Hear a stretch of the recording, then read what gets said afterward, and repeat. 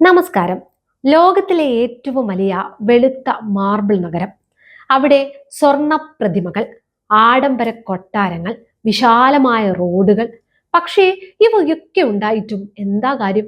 ഈ തെരുവുകളിലൂടെ ഒന്ന് നടന്നു നോക്കിയാൽ ഒരൊറ്റ മനുഷ്യരെയും നിങ്ങൾ കാണില്ല. അതാണ് അഷ്കബാദ്.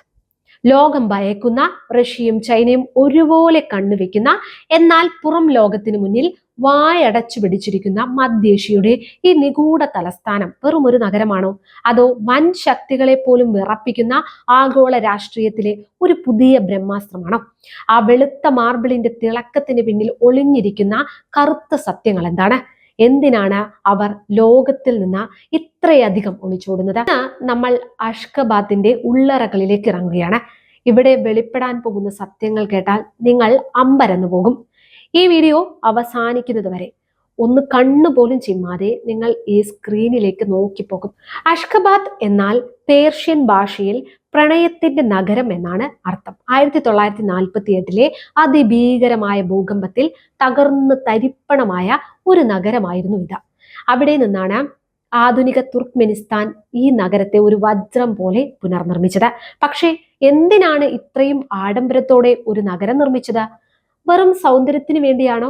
അല്ല. അവിടെയാണ് തുർക്ക്മെനിസ്ഥാന്റെ വിദേശ നയം നമ്മൾ മനസ്സിലാക്കേണ്ടത്.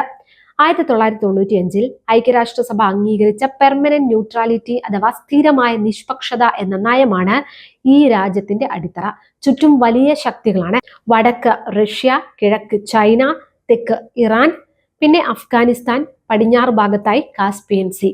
ലോകത്തെ ഏറ്റവും വലിയ പ്രകൃതിവാതക ശേഖരങ്ങളിൽ ഒന്നുള്ള രാജ്യമാണിത്. ഇത്രയും വലിയ സമ്പത്തുമായി ഈ വൻ ശക്തികളുടെ നടുവിൽ നിഷ്പക്ഷത പാലിക്കുക എന്നത് ചില്ലറ കാര്യമാണോ? അതുകൊണ്ടാണ് അഷ്കബാദ് ഒരു കോട്ട പോലെ പുറം ലോകവുമായി വലിയ ബന്ധമില്ലാതെ സ്വന്തം നിയമങ്ങളിൽ മുന്നോട്ട് പോകുന്നത്. അവരുടെ ഈ ഒറ്റപ്പെടൽ കേവലം ഒരു തമാശയല്ല, അതൊരു സർവൈവൽ സ്ട്രാറ്റജിയാണ്. അഷ്കബാദ് ഒരു നിഗൂഢ നഗരമായി തുടരുമ്പോൾ തന്നെ അത് ഏഷ്യയുടെ ഊർജ കേന്ദ്രമായി മാറിക്കഴിഞ്ഞു എന്നതാണ് ഇവിടുത്തെ ഏറ്റവും വലിയ ട്വിസ്റ്റ്. അഷ്കബാദിന്റെ ഈ ആഡംബരത്തിനും നിഗൂഢതയ്ക്കും പിന്നിൽ പ്രവർത്തിക്കുന്ന യഥാർത്ഥ എഞ്ചിൻ ഏതാണെന്ന് ഇപ്പോൾ നിങ്ങൾക്ക് മനസ്സിലായില്ലേ? അത് അവിടുത്തെ ഭരണകൂടമോ കെട്ടിടങ്ങളോ അല്ല, മറിച്ച് മരുഭൂമികളുടെ അടിയിൽ ഒളിഞ്ഞിരിക്കുന്ന കറുത്ത സ്വർണമാണ്. ഗാൽക്കിനിഷ് ഗ്യാസ് ഫീൽഡ് തുർക്ക്മെനിസ്ഥാന്റെ തെക്കുകിഴക്കേ അറ്റത്തുള്ള മാരി പ്രവിശ്യയിലെ യോളോട്ടൻ എന്ന സ്ഥലത്താണ് ഈ ഭൂഗർഭ അത്ഭുതം സ്ഥിതി ചെയ്യുന്നത്. ലോകത്തിലെ ഏറ്റവും വലിയ രണ്ടാമത്തെ പ്രകൃതിവാതക ശേഖരമാണിത്. ആലോചിച്ച് നോക്കൂ, ലോകം മുഴുവൻ ഊർജത്തിനായി പരക്കം പായുമ്പോൾ ഈ രാജ്യം മാത്രം ഇത്രയും വലിയൊരു നിധിക്ക് മുകളിൽ ഇരിക്കുകയാണ്. ഇതാണ് തുർക്ക്മെനിസ്ഥാന്റെ യഥാർത്ഥ ബ്രഹ്മാസ്ത്രം.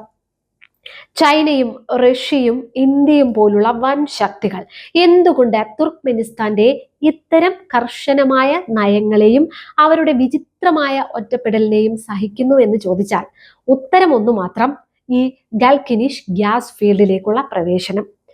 ഇതിന്റെ നിയന്ത്രണം കൈപ്പിടിയിലുള്ളത് കൊണ്ടാണ് ആഗോള രാഷ്ട്രീയത്തിൽ ആരെയും കൂസാതെ ഒരു ന്യൂട്രൽ രാജ്യമായി തുടരാൻ അഷ്കബാദിന് ധൈര്യം ലഭിച്ചത്. അഷ്കബാദ് എന്നത് വെറുമൊരു തലസ്ഥാനമല്ല, അത് ലോകത്തെ വിറപ്പിക്കുന്ന ഊർജ രാഷ്ട്രീയത്തിന്റെ കൺട്രോൾ റൂം കൂടിയാണ്. ഇനി തങ്ങളുടെ സമ്പത്ത് കൊണ്ട് ലോകത്തെ നിയന്ത്രിക്കാമെന്ന അഷ്കബാദിന്റെ ധാരണ തെറ്റാണെന്നാണ് പല അന്താരാഷ്ട്ര നിരീക്ഷകരും ചൂണ്ടിക്കാട്ടുന്നത്. ഒറ്റപ്പെടൽ കാരണം വിദേശ നിക്ഷേപമോ അത്യാധുനിക സാങ്കേതിക വിദ്യയോ കാര്യമായി ആ രാജ്യത്തേക്ക് എത്തുന്നില്ല എന്നതാണ് സത്യം. ഒരു വശത്ത് സ്വർണവും വെള്ള മാർബിളും, മറുവശത്ത് അടിസ്ഥാന സ്വാതന്ത്ര്യങ്ങളുടെ കടുത്ത അഭാവവും. ഇതാണ് അഷ്കബാദിന്റെ വിരോധാഭാസം. സാമ്പത്തികമായി വളരണമെന്നും എന്നാൽ രാഷ്ട്രീയമായി പുറം ലോകത്തെ അകറ്റി നിർത്തണമെന്നും വാദിക്കുന്ന അഷ്കബാദിന്റെ ഈ നിലപാട് ഒരു പരാജയമാണെന്നാണ് വിദഗ്ധർ അഭിപ്രായപ്പെടുന്നത്. അഷ്കബാദിലെ റോഡുകൾ ശ്രദ്ധിച്ചിട്ടുണ്ടോ? അത് അവിശ്വസനീയമാം വിധം വൃത്തിയുള്ളതാണ്. ഒരു പൊടി പോലും കാണില്ല. പക്ഷേ അവിടെ മനുഷ്യ സാന്നിധ്യം വളരെ കുറവാണ്. അതെന്തുകൊണ്ടാണ്? അവിടെയുള്ള ജനങ്ങൾ ഭയന്നാണോ ജീവിക്കുന്നത്, അതോ ഇതൊരു ആസൂത്രണത്തിന്റെ ഭാഗമാണോ? പല റിപ്പോർട്ടുകളും പറയുന്നത് അഷ്കബാദിന്റെ ഈ വികസനം അവിടുത്തെ സാധാരണക്കാരന്റെ ജീവിത നിലവാരത്തെ വലിയ തോതിൽ മെച്ചപ്പെടുത്തിയിട്ടില്ല എന്നാണ്. വൻതോതിലുള്ള നിർമ്മാണങ്ങൾ നടക്കുമ്പോൾ അത് ആ രാജ്യത്തിന്റെ കടബാധ്യതകൾ വർദ്ധിപ്പിക്കുന്നുണ്ടത്രേ.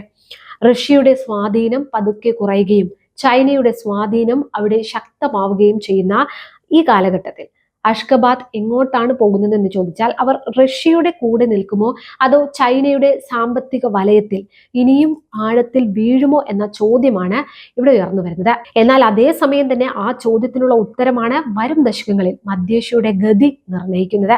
അഷ്കബാദിന്റെ ഈ നിശബ്ദത വലിയൊരു കൊടുങ്കാറ്റിന് മുന്നോടിയാണ്. അഷ്കബാദ് എന്നത് വെറും ഒരു നഗരമല്ല എന്ന് ഇപ്പോൾ മനസ്സിലായില്ലേ? അതൊരു വലിയ പരീക്ഷണശാലയാണ്. സമ്പത്തുണ്ടെങ്കിൽ ലോകത്തെ വിസ്മയിപ്പിക്കാം, പക്ഷേ അതിന് വില കൊടുക്കേണ്ടി വരും എന്ന് മാത്രം. ആ വിലയാണ് സ്വാതന്ത്ര്യം. ആധുനികതയുടെ വെള്ള മാർബിളിന് താഴെ ഒളിഞ്ഞിരിക്കുന്ന ഈ രാഷ്ട്രീയ സത്യങ്ങൾ മനസ്സിലായില്ലേ? ഒരാൾക്ക് സ്വന്തം രാജ്യത്തിന്റെ സമ്പന്നത കാണിച്ച് ലോകത്തെ വിസ്മയിപ്പിക്കാം, പക്ഷേ ലോകം നോക്കുന്നത് ആ സമ്പന്നതയ്ക്ക് അപ്പുറത്തുള്ള മനുഷ്യന്റെ അവസ്ഥയിലേക്കാണ്. നിങ്ങൾ എന്താണ് കരുതുന്നത്? അഷ്കബാദിന്റെ ഈ രീതിയിലുള്ള ഐസൊലേറ്റഡ് വികസനം ഒരു രാജ്യത്തിന് ഗുണകരമാണോ അതോ അതൊരു തടവറയാണോ?